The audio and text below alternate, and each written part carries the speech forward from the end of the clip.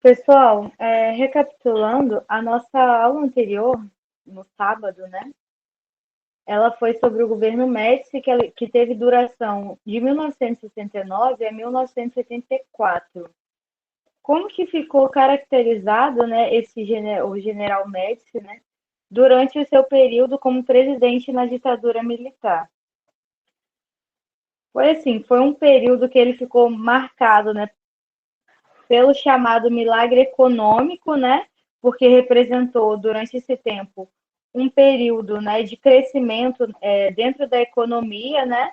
Pelos investimentos e o controle da inflação. Porém, foi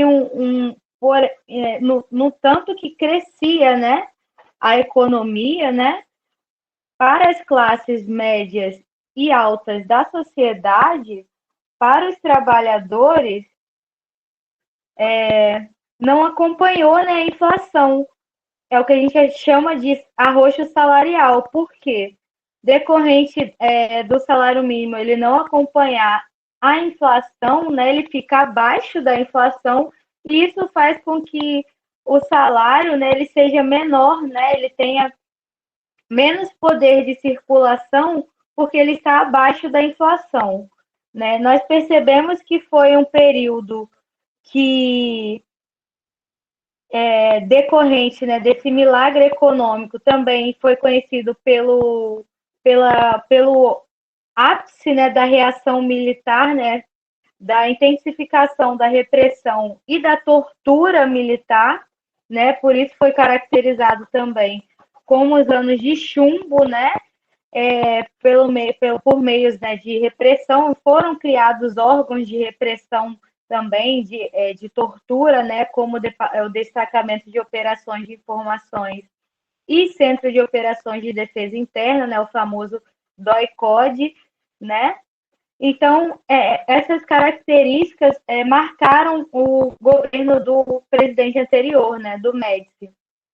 Também foi marcado, né, pelo Plano Nacional de Desenvolvimento, né, que tinha como objetivo preparar a infraestrutura necessária para que o Brasil fosse desenvolvido, né, economicamente, né? Aí, com isso, eles investiram, né, em setores petroquímicos, de transporte, de telecomunicações, né? Essas grandes obras do governo do Médici ficaram conhecidas como, né, obras faraônicas, né, devido ao tamanho das obras, né?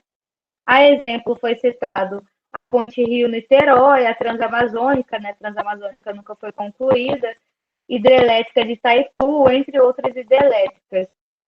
Essas grandes obras, né, elas fizeram com que o endividamento externo ele fosse, né, alavancado, né, ele aumentasse.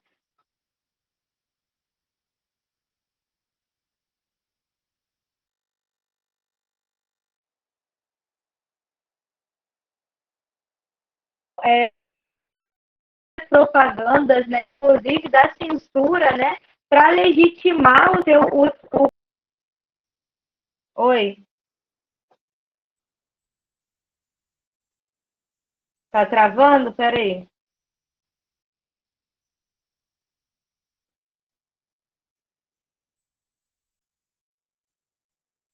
Vê se melhorou agora, Paulo.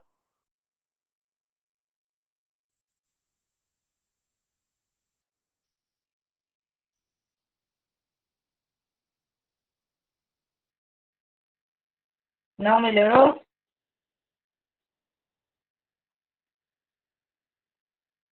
Peraí, só um minuto.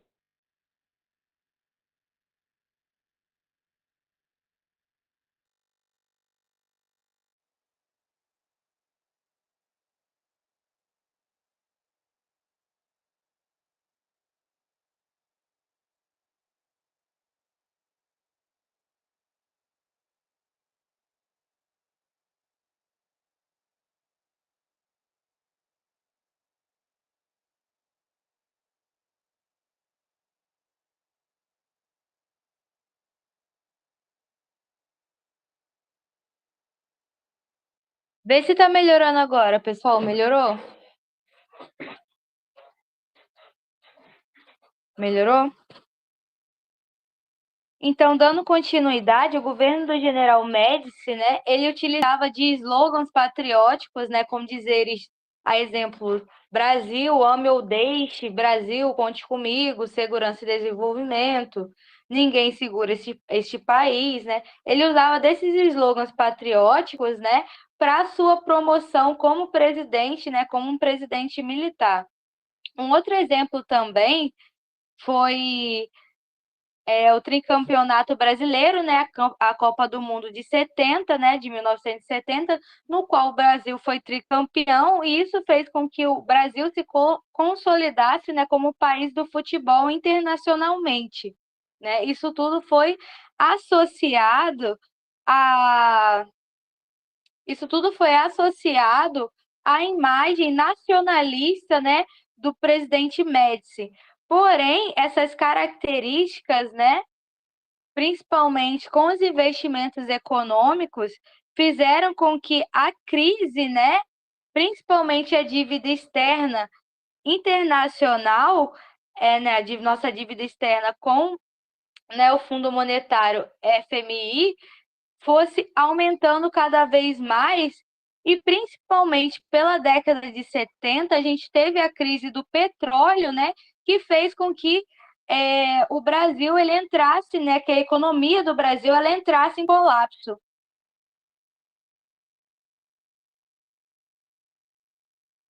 Agora a gente, eu já vou responder a sua pergunta, Arthur. A partir de agora a gente vai entender como que fica esse contexto de crise, né, esse contexto de crise com o governo, né, de Geisel, né, que vai de 1974 em 1979. A sua pergunta é: o governo Geisel foi responsável por controlar os primeiros sinais da crise do regime ditatorial? Eu não entendi muito bem a sua pergunta, mas eu acredito que a gente vai solucionar de acordo com a aula. Porque eu não sei se você está levando para a questão do fim do regime ditatorial, né? Ou se está levando para as questões econômicas. Depois você explicita melhor a pergunta para mim, que eu vou saber te responder. Então, pessoal, o governo do Geisel, né, ele vai ser iniciado, né, com uma proposta, né, de retomar a democracia de forma lenta, gradual e segura. Por quê, né? Ele vai estar ali entrando, né, pós-governo Médici, que foi um governo extremamente truculento, né, de repressão, de autoritarismo, de máxima censura, né? A exemplo, a gente teve o ato institucional de número 5, né, legitimando todo esse caráter autoritário do governo do Médici, né, por isso ficou conhecido como Anos de Chumbo, e sobre essa pressão, né, da massa popular, né, dos sindicatos, né, das manifestações nas ruas, né, o governo do Geisel, né, ele vai assumir esse governo, né, sobre a fraqueza do regime ditatorial, né, porque a população ela já não estava mais aceitando o autoritarismo, né, do regime militar, né, é, a questão de toda a repressão, né, é, da censura também, né, da economia desregulada, descontrolada, né? Então ele vai entrar sobre esse contexto, né, de retomar a democracia de forma lenta, gradual e segura, porque ele tinha como principal objetivo, né, garantir a sua permanência, né, dentro da ditadura, dentro do regime ditatorial. Um outro fator importante também, que diferente de Médici, né, Geisel, ele tem propostas diferentes e ele não era, né, um presidente militar da linha dura, né, como Médici. A linha dura, gente, é o bloco mais autoritário, né, mais truculento, mais agressivo, digamos assim, do regime militar. A gente precisa entender também que o Geisel, ele era presidente, né, ele é presidente da Petrobras até 1973, né? Quando a Petrobras ela entra em declínio, né? Em declínio não, o petróleo ele está em crise, né? Pelo mundo, né? Essa crise do petróleo de 1973, ela vai atingir fortemente, né, o país, né? Por que que vai atingir o Brasil, né, de uma forma tão intensa? O nosso governo, gente, ele era responsável por por importar cerca de 80% do produto, né, do petróleo consumido no país. Por quê? O petróleo, né, é, encontrado no Brasil, ele é de um tipo considerado pesado, né, que ele servia para a produção de derivados mais baratos, né, tipo plástico, né, como o óleo combustível também é um exemplo, né, desse petróleo mais bruto, né, mais pesado, né? E para produzir, né, derivados mais nobres, né, como a gasolina, o gás, é, o petróleo pesado, ele precisa, né, passar por um processo de refino, né, que até então era mais fácil. É, era mais fácil a gente. Eu não entendi a pergunta, pessoal. Tá, tô vendo que vocês estão discutindo sobre um termo, né? Uma palavra específica. Truculento, violência, né? Também serve. Pessoal, então, decorrente dessa falta de refino, né? Do petróleo, a gente mais importava, porque saía mais barato importar o petróleo refinado do que investir, né? No processo de refino, né? Na época. Então, gente, no início da década de 70, era muito mais fácil, né, mais barato importar o petróleo de países árabes, ao exemplo, né, do que investir na construção de refinarias. Com a crise do petróleo, que vai acontecer? O preço, né, do petróleo ele vai ser elevado, né, muito rapidamente, o que vai afetar na nossa economia diretamente e vai fazer com que os preços, né, do petróleo, né, da gasolina, né, sejam elevados de forma que vai alterar o nosso crescimento econômico, né, vai dificultar a nossa economia. Né? Sendo assim, o que, que vai acontecer? Geisel ele vai, né, em um primeiro momento, tentar solucionar, né, esse descontrole econômico, lançando o segundo Plano Nacional de Desenvolvimento, né, que a gente chama de segundo PND.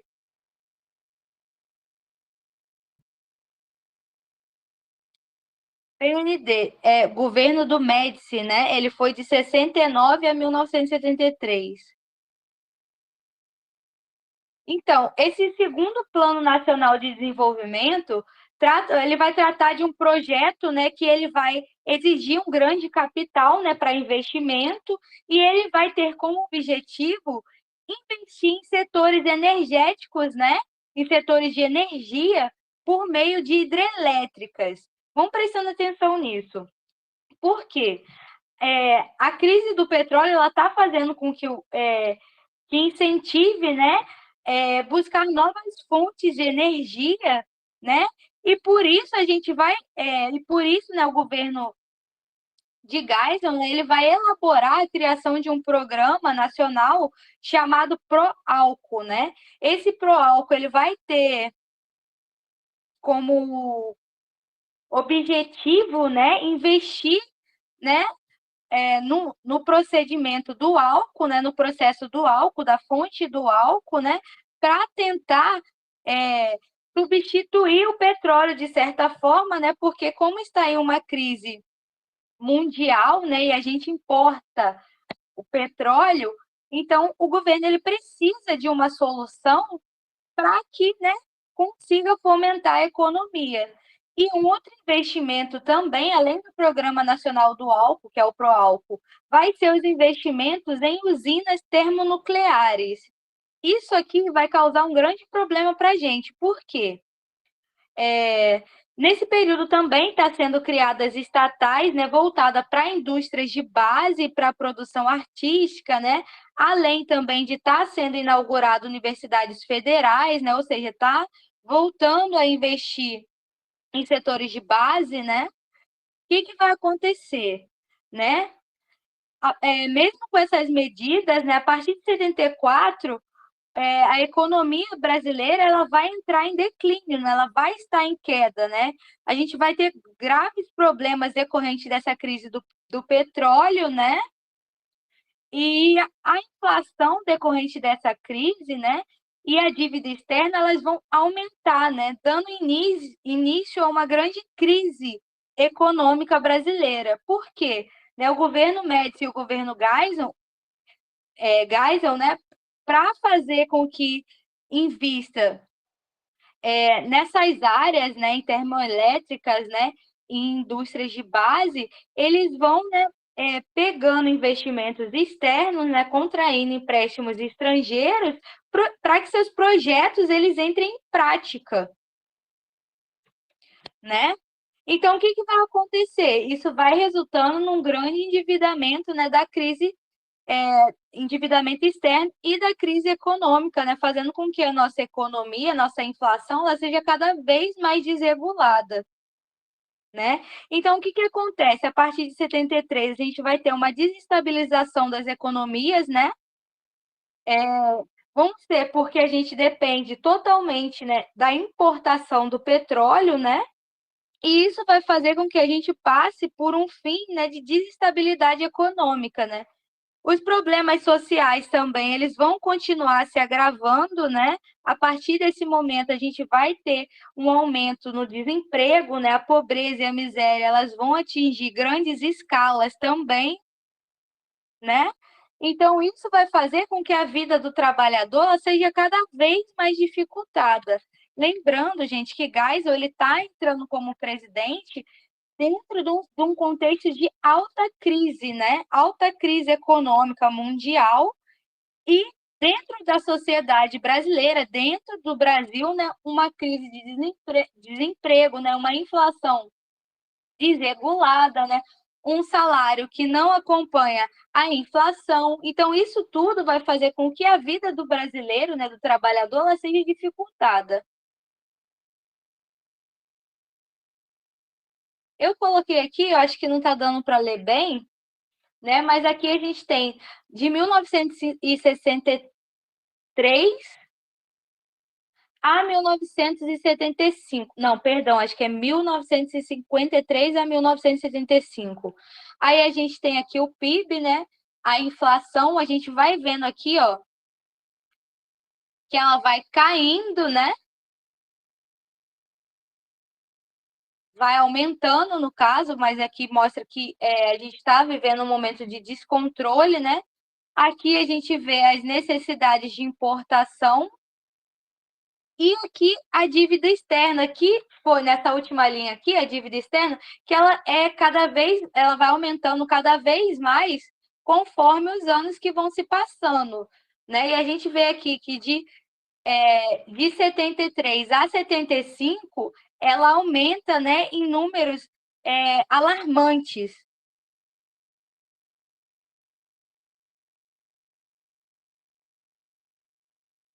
Então, pessoal, dando continuidade, a gente vai pegar o governo, né, e vai chamar esse período, principalmente de 74 para frente, aqui eu coloquei as usinas, eu já vou voltar nessa imagem aqui.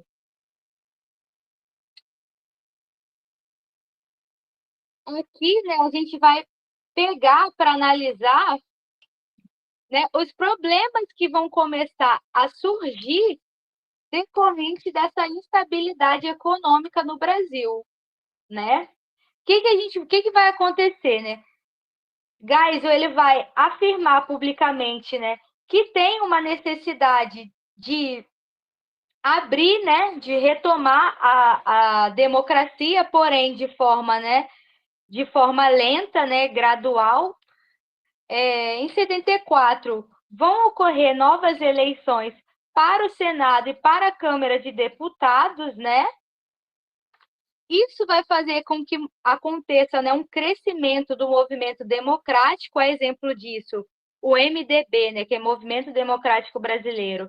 Ele vai conseguir ganhar nome, né, na bancada, ele vai conseguir eleger vários representantes, né, e compor maioria no Senado. Porém, o que isso acontece? Né? A gente está vivendo dentro de um contexto de alta crise, né, de crise elevada, descontrolada, né? Então, o que vai acontecer? Quando o movimento, o MDB, né, o Movimento Democrático Brasileiro, ele começa a eleger e compor uma maioria no Senado, o que vai acontecer? Né? Geisel, ele vai lançar a Lei Falcão, né? Que vai significar uma restrição à propaganda política. Por quê? Ela vai determinar que os candidatos, né, eles só poderiam divulgar durante a sua propaganda política, na sua campanha política, apenas o seu nome, né, a sua fotografia e o número da chapa eleitoral na TV. Por exemplo, hoje, né, quando a gente vê, né, de acordo com o partido, né, o partido que ele tem mais voto, mais candidatos eleitos, né, ele ganha mais tempo na televisão, né, mais tempo para fazer sua propaganda, né? Ou seja, os candidatos eles não vão ter a oportunidade de expressar suas ideias, né, nem de fazer críticas aos graves problemas, né, sociais que estão acontecendo no Brasil decorrente do regime militar.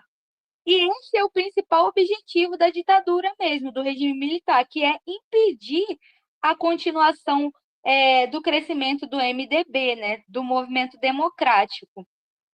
No ano seguinte, gente, o governo ele vai levar ao Congresso uma proposta de reforma do Poder Judiciário, né, onde eles vão desejar a aprovação de uma emenda constitucional que garanta eleições indiretas, né, para os governadores, né? Porém, a gente vai ter um obstáculo com Geisel, né? Porque Geisel, ele vem de um partido representado, que é o partido Arena, né? Um partido favorável ao governo, né?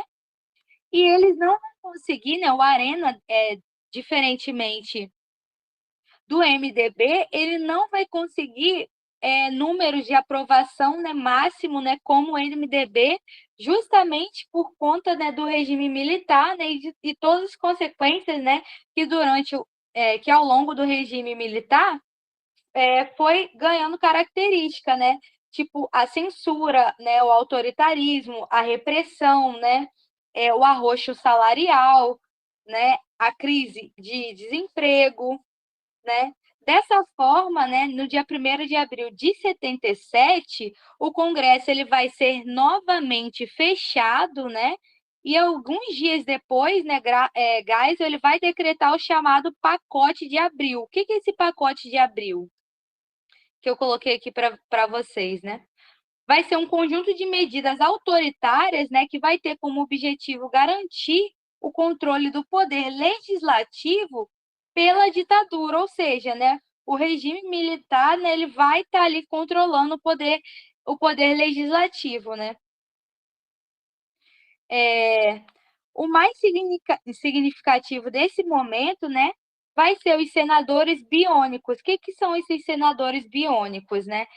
Um terço do Senado ele vai ser escolhido, né, de forma indireta, né, pela Câmara, né? Então eles vão ser eleitos de forma indireta. Isso a gente vai chamar de senadores biônicos, que né, senadores sendo escolhidos pelo governo, né, que não vão sofrer nenhum desgaste em campanha eleitoral.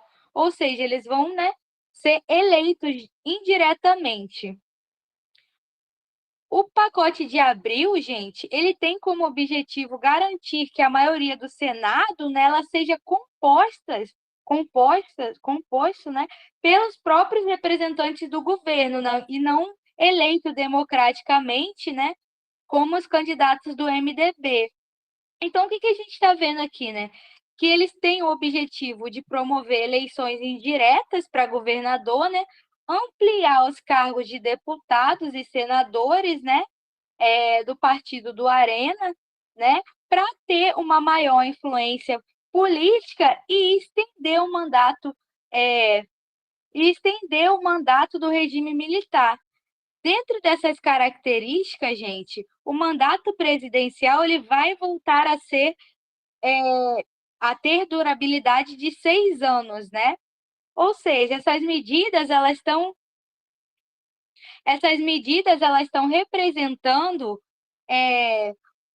um caráter de regresso, né, de retrocesso político, né, para poder, né, inibir a liberdade de expressão do público, né, dos outros candidatos e, acima de tudo, manter um controle do governo, né, sobre o poder legislativo, né? Então, assim, embora Geisel ele tem essa proposta de abertura, né, à democracia, essas medidas vão deixando claro, né, que o processo ele vai ser conduzido de uma forma com que esteja de acordo com os interesses dos militares.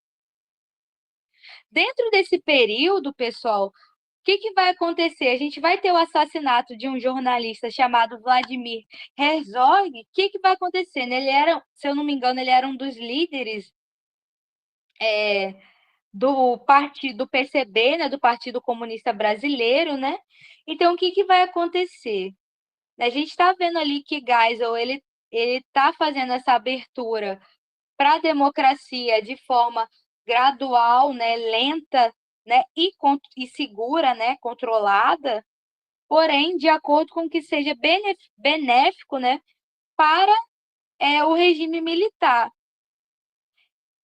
Vladimir Herzog, né, ele vai ser assassinado, né, ele é um jornalista que ele vai ser assassinado no dia 24 de outubro de 75, né, quando ele é chamado na sede do DOI-CODE para depor sobre sua ligação com o Partido Comunista Brasileiro, né, que até então ele estava na ilegalidade por só poder ter 2 partidos, né? A gente tem o exemplo AI2, né, que legitima que só pode ter 2 partidos, né, o que a gente chama de bipartidarismo, né, que era o Arena, né, e o MDB. No dia seguinte, os noticiários, né, os jornais, eles vão noticiar essa morte como se fosse um assassinato, porém, né, a perícia, né, vai mostrar que ele não se suicidou, no caso, né, ele não cometeu suicídio, né, e sim ele foi assassinado. Isso, gente, por que é importante a gente saber sobre isso? Porque isso vai causar uma grande comoção na população, né? Vai começar uma grande revolta, né? E um crescimento da oposição à ditadura, né? Uma oposição ao governo. Então, dentro desse crescimento, né, da oposição à ditadura, né, vão começar a aumentar as denúncias, né, de violação aos direitos humanos, né? As entidades que apoiavam o golpe vão começar a defender a redemocratização brasileira, né? Ou seja, o processo de retomada da democracia, né? A OAB, ela vai ter um grande papel, né? Uma grande função, né? Nesse momento, né? A ABI também, né? Que é a Associação Brasileira de Imprensa, né? Eles vão começar a buscar, né? Junto com os movimentos estudantis, com os professores, né? Com os sindicatos, vão se associar também a Conferência Nacional dos Bispos do Brasil, né, que é a CNBB, eles vão buscando apoio, né, e aumentando, né, a mobilização contra o regime ditatorial, né, o regime da ditadura. O agravamento também dos problemas econômicos e sociais, eles são fatores percussores, né, para que aumente esse crescimento de oposição à ditadura, né?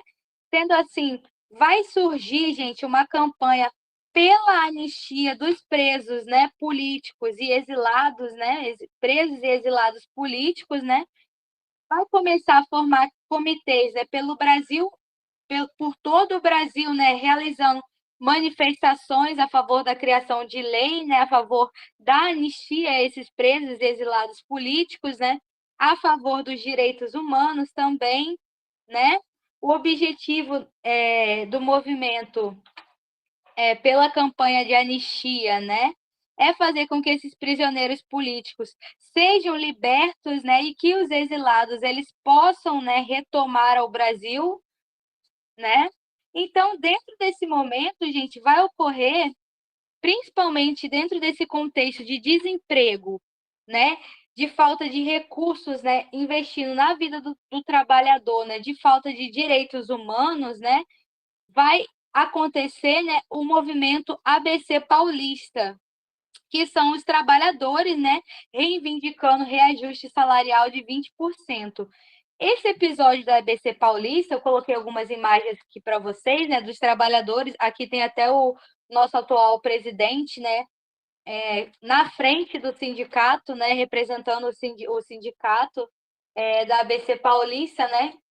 Aqui a gente tem o pessoal nas ruas, né, pedindo greve, né, até a vitória do povo, né, pedindo chega de exploração, né, querendo reajuste. Aqui a gente tem os trabalhadores mostrando que eles estão unidos, né, em prol de melhorias, né. Então esse movimento da ABC Paulista, né, foi um movimento muito importante para, né, mostrar com que a população ela estava insatisfeita com o regime militar. E esse movimento dos trabalhadores, eles vão dar origem ao que a gente chama de novo sindicalismo, né? Que por quê, né? Porque esse movimento ele vai impulsionar os trabalhadores a buscar uma maior participação na política, né, por meio de greves, né, de formação de organizações como os sindicatos, né? Buscando melhorias, né, e condições trabalhistas, né. A exemplo também vai surgir, né, o PT, né, que é o Partido dos Trabalhadores, ele vai surgir dentro desse contexto, né. A CUT, né, que é a Central Única dos Trabalhadores, ela vai, né,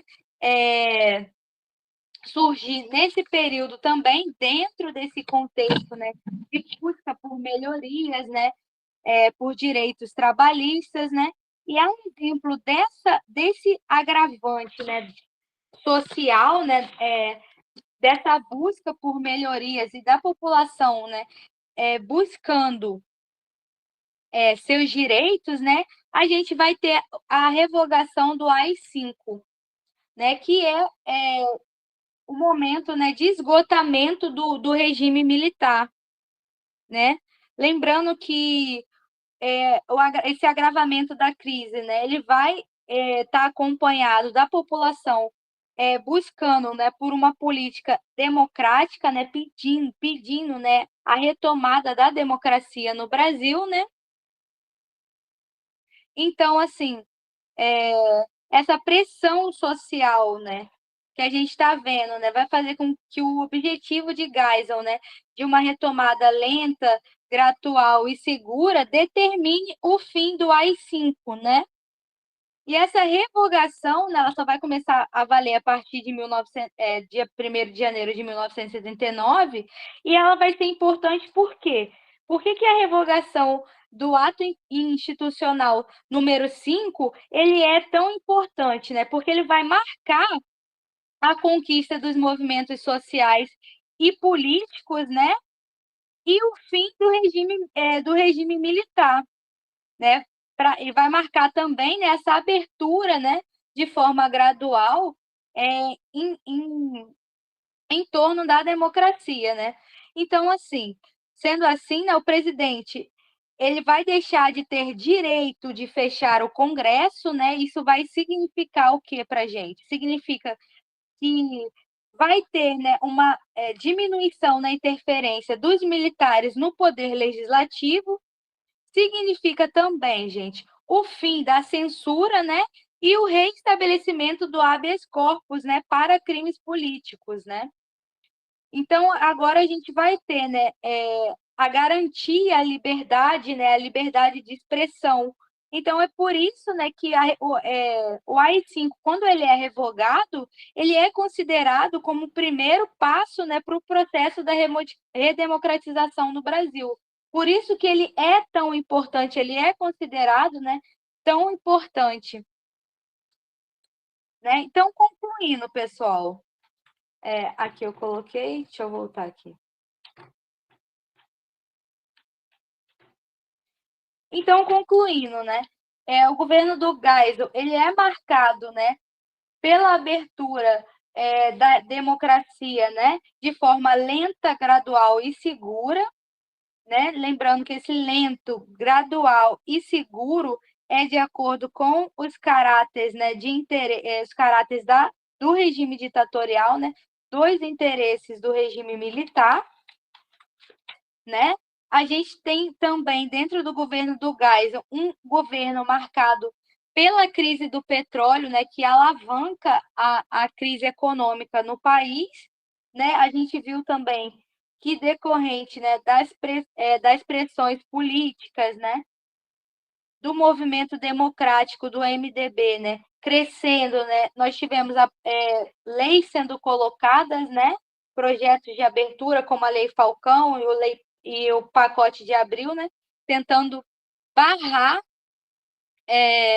o avanço do movimento democrático e, né, pela massa, né, pela manifestação, né, pela população, né, pedindo, né, reivindicando seus direitos, nós tivemos o fim do AI-5.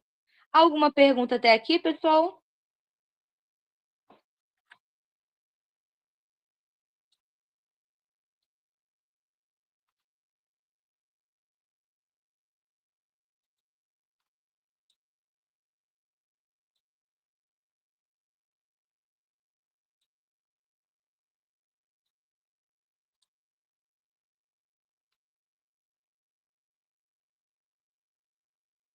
Então, pessoal, já que vocês não têm nenhuma dúvida, que eu estou vendo que vocês estão de fofoca no chat,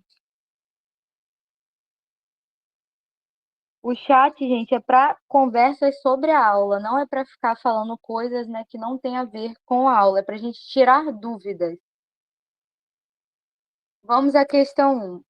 Sobre o processo de abertura política iniciado no governo do general Ernesto Geisel, de 1974 a 79, analise as afirmativas abaixo.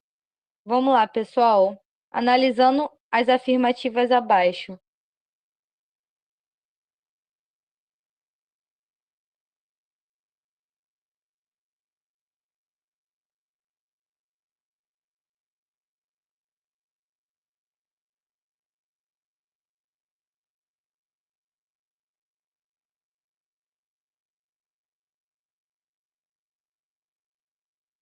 Sobre o processo de abertura política iniciado no governo de Geisel, analise as afirmativas abaixo.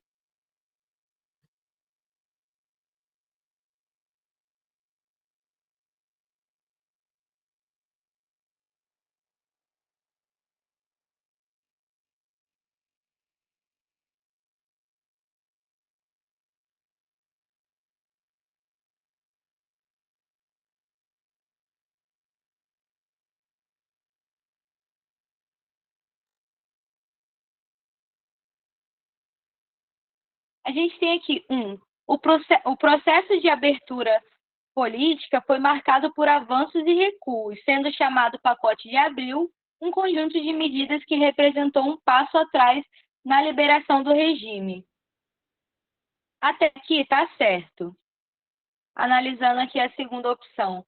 A liberalização do regime militar ocorreu na prática de forma tranquila, sem que o governo enfrentasse a oposição de grupos que fossem contrários ao projeto de abertura política lenta, gradual e segura.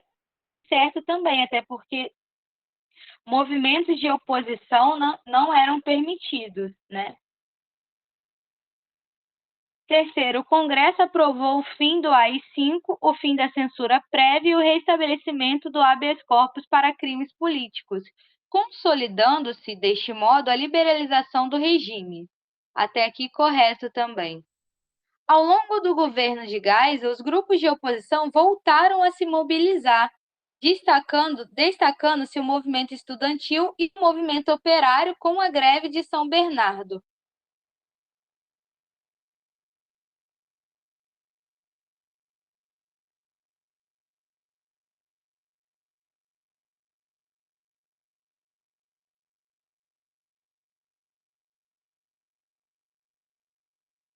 Aqui, pessoal, eu troquei uma palavra, né? esse 2 aqui não está correto, não. Porque não foi de forma tranquila, né? Justamente por estar enfrentando a pressão, né, da massa popular. Sendo assim, gente, 1, 3 e 4 estão corretos. Letra D.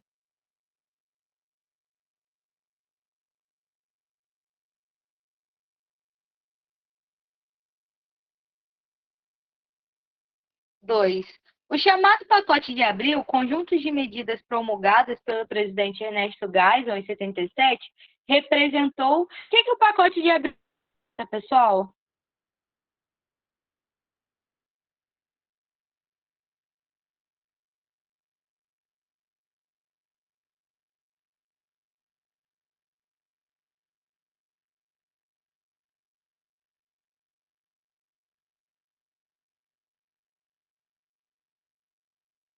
O que vocês marcariam no 2, pessoal?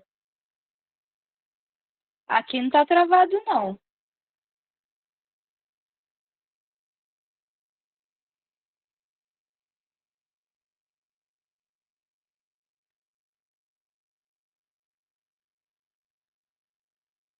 O pacote de abril, né? Ele vai nada mais, nada menos que representar, né? Uma medida para tentar barrar o avanço, né, da oposição ao regime militar. Né? A exemplo do MDB, que estava conquistando, né, diversos apoios, né, não só apoio, né, eles estavam sendo eleitos, né, então eles estavam ganhando, né, do Arena.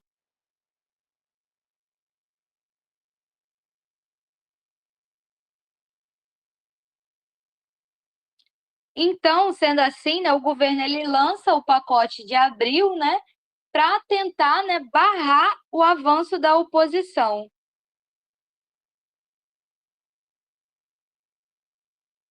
Bora, pessoal, 3, rapidinho. O governo Geisel foi marcado principalmente pelo lema da abertura lenta e gradual, que garantiria um processo de ampliação das liberdades políticas que restringidas durante os governos dos ditadores anteriores a ele no regime militar. Qual das alternativas abaixo indica incorretamente as medidas promulgadas por Geisel? Aqui, né, é uma pegadinha, né?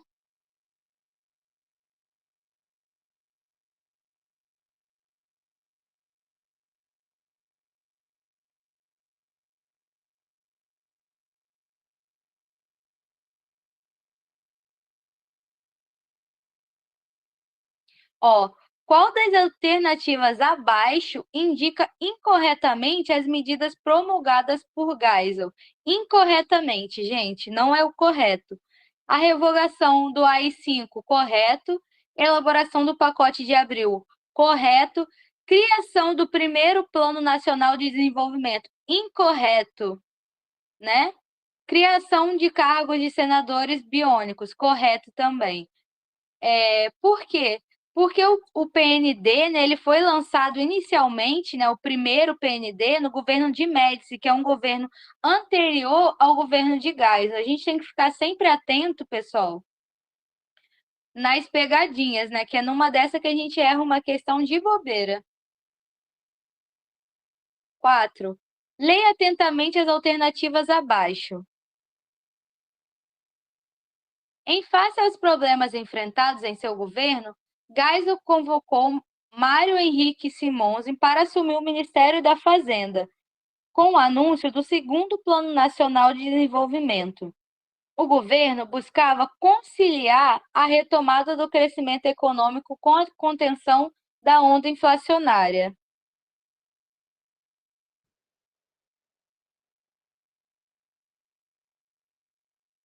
Segundo, o governo Ernesto Geisel foi marcado pela necessidade de se administrar um avanço das oposições legais frente aos sinais da crise da ditadura.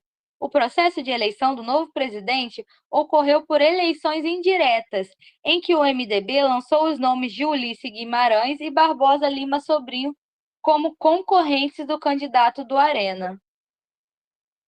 3. A busca por reformas foi sentida nas eleições parlamentares de 74, em que mais de 40% das cadeiras do Congresso Nacional foram ocupadas por integrantes do MDB. Os militares da chamada linha dura começaram a perceber a desaprovação popular frente ao regime.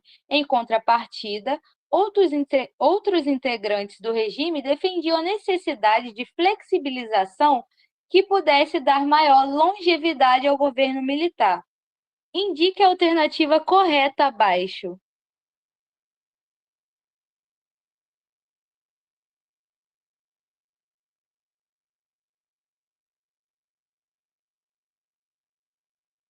Para quem não marcou, por que marcaram 1 e 3, né? Que seria a letra B. Por que a 2 está incorreta? A maioria marcou 1 e 3. Por que a 2 está incorreta?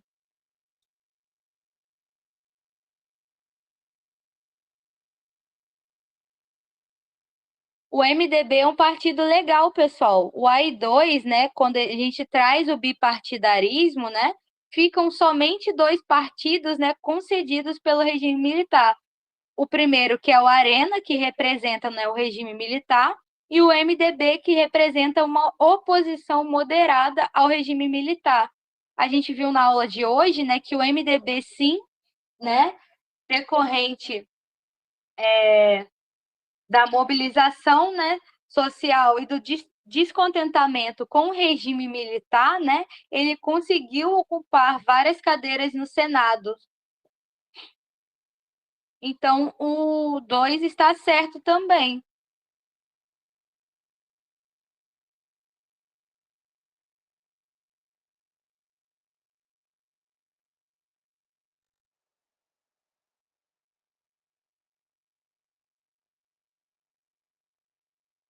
Então, aqui seria a letra D.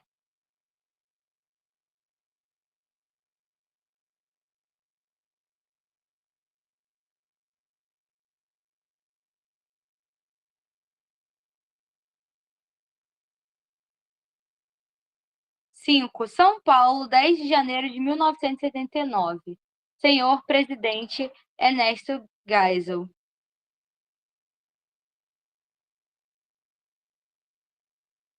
Considerando as instruções dadas por VS de que sejam negados os passaportes aos senhores Francisco Julião, Miguel Arraes, Leonel Brizola, Luiz Prestes, Paulo Schilling, Gregório Bezerra, Márcio Moreira Alves e Paulo Freire.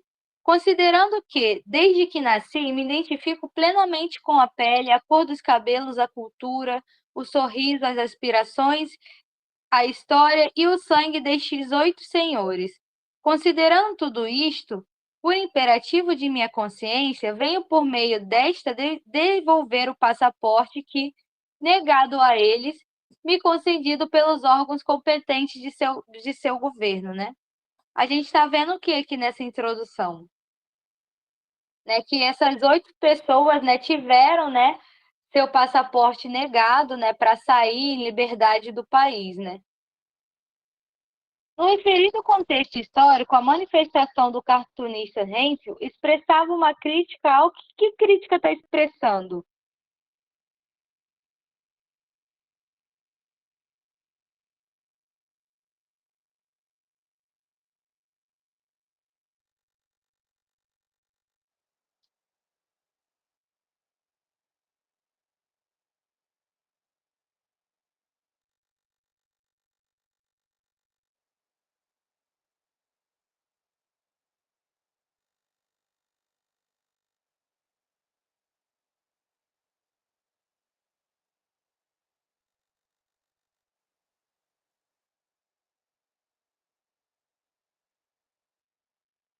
Pessoal, quem vocês marcariam no número 5? Não travou, não. Estou esperando vocês responderem. Aqui não está travado, não.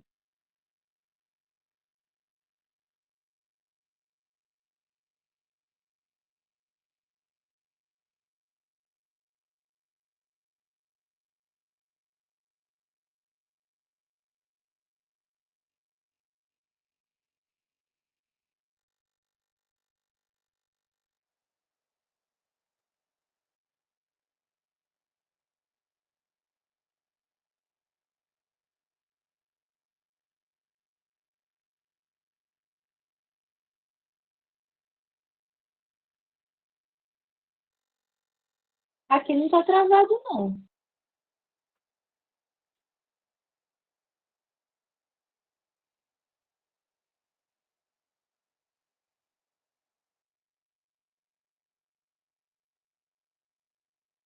Aqui, pessoal, no número 5, é limite do processo de distensão política, né? Ou seja, né, de restrição política, né? O passaporte dessas 8 pessoas, né, foram tomadas, né, decorrente à restrição, né, causada pelo regime militar.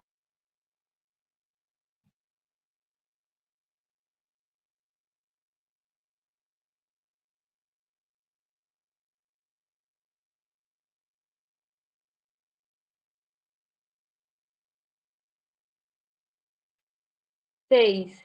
O general Ernesto Geisel, o candidato da Arena, venceu facilmente o representante da oposição em janeiro de 74. O novo presidente iniciou o processo de flexibilização do regime através da sua política de distensão. Acabamos de falar que aqui é uma política de distensão, que previa uma série de alterações parciais, abrandamento da censura e de medidas repressivas e negociações com os setores opositores. Seu objetivo era atenuar as tensões decorrentes do exercício do poder sobre regras tão autoritárias e alargar a base de sustentação do governo através da cooperação de setores da oposição. Apesar do anúncio de distensão política, durante esse governo ocorreram retrocessos nesse processo, representados. Quais são os retrocessos, gente, que aconteceu no campo da política decorrente do governo de Geisel, né? O que foi acontecendo?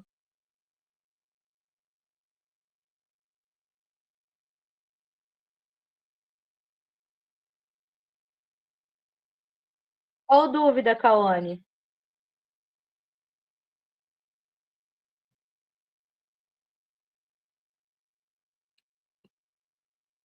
Do número 5?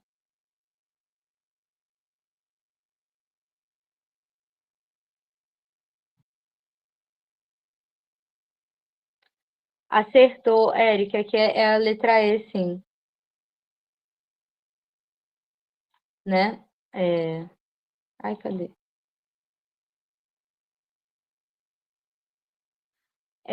A lei, né? Eita. O pacote de abril, né, e a lei Falcão, né, elas estavam representando um retrocesso, né, em relação à abertura da democracia, né? Tanto o pacote de abril quanto a lei Falcão, elas representavam, né, o contrário, né, da abertura da democracia, né, que foi, né, eleição indireta, né, aumentar a duração do presidente no poder, né, por 6 anos, escolher, né, governadores, senadores, né, de forma indireta também. Então, essas leis estão representando, assim, um retrocesso ao avanço da democracia.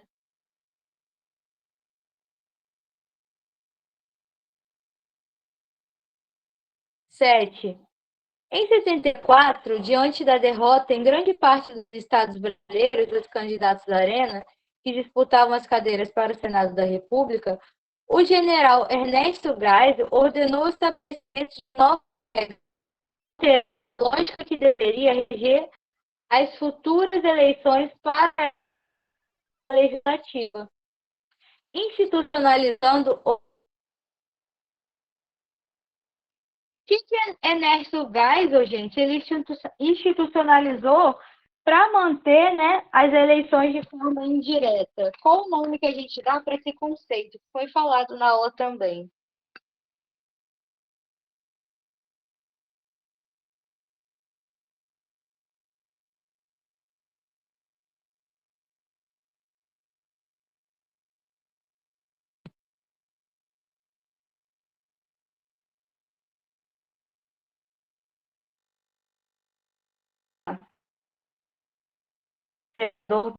Né? Que são senadores escolhidos, né, pelo próprio, sem ter que, né, sofrer campanha, né, voto.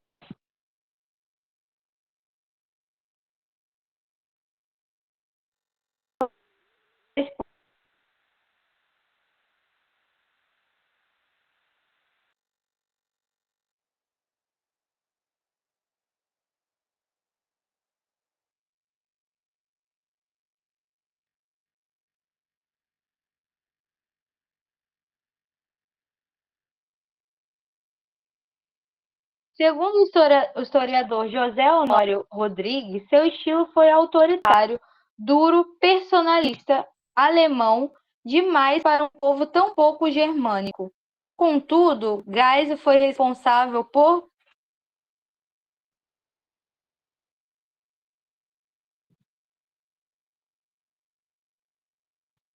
Onde que tá travando, pessoal? Aqui tá normal.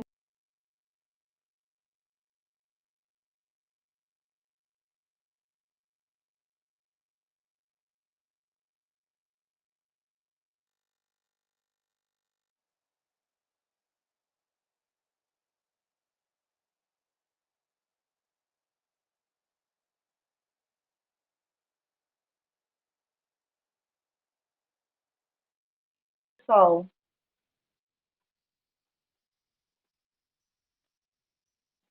o que marca, gente, é o governo de Geisel, né? É a política, né, de abertura à democracia, né, de retomada à democracia de forma lenta, gradual e segura, né? A extinção do AI-5, né, que foi revogado, né? E o enfrentamento da linha dura. Por quê, né? Ele estava ali representando, né, essa abertura, né, de forma lenta, gradual e segura, a extinção do AI-5, né, é um enfrentamento direto com a linha dura, né, que por eles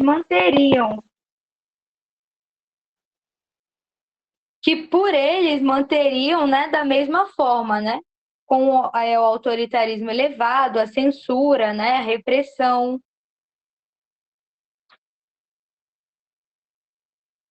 Uma dúvida,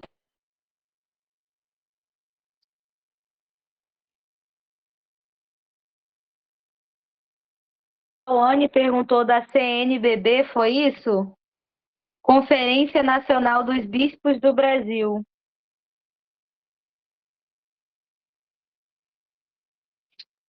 que que acontece, né? Tanto a OAB, né, que é a Ordem dos Advogados do Brasil, a ABI, né, Associação Brasileira de Imprensa, né, a CNBB, que é a Conferência Nacional dos Bispos do Brasil, eles se uniram, né, em prol dos direitos humanos, né, e de forma a se opor ao regime militar.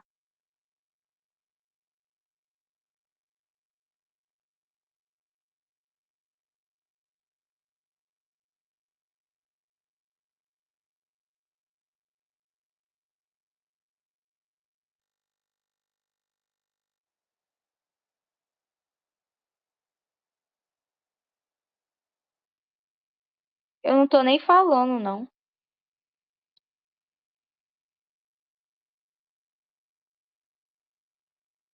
Tá travando, pessoal?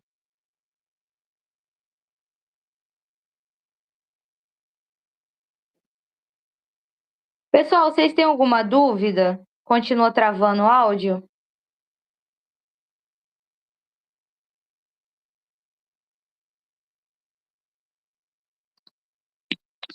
Peraí.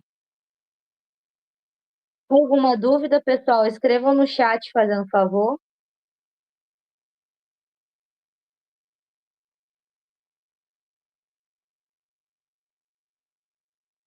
Raoni, vou responder sua pergunta de novo sobre a CNBB, né? Tanto a Ordem dos Advogados do Brasil, que é a OAB, né? A Associação Brasileira de Imprensa, que é a ABI, mais a Conferência Nacional dos Bispos do Brasil, que é a CNBB, né?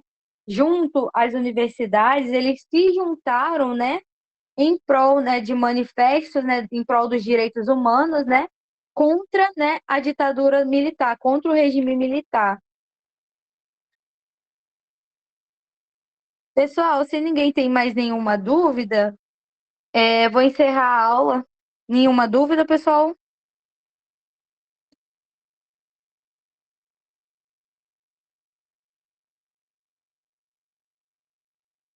Boa noite a todos, pessoal.